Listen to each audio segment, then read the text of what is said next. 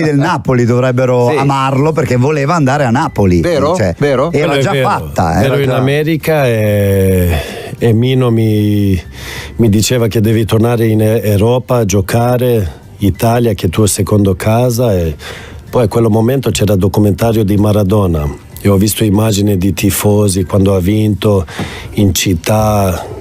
Era una roba incredibile e a questa età mi serve adrenalina per andare avanti e ho detto questa adrenalina è cosa che mi può portare più avanti e ho parlato con Napoli. Mino ha fatto tutto e il giorno che dovevo firmare ha mandato via Ancelotti. Allora, e tu stavi già parlando sì, no, era già fatto. Il giorno che devo firmare è il giorno che hanno mandato via Ancelotti. E tu ti sentivi garantito dal fatto che ci fosse lui, no? Sì, perché parlavo tanto con lui e mi parlava per non convincere, invece di parlare come voleva le cose, così, come la città, come ti vedeva in campo, sì, tutte queste cose che avresti avuto, standard.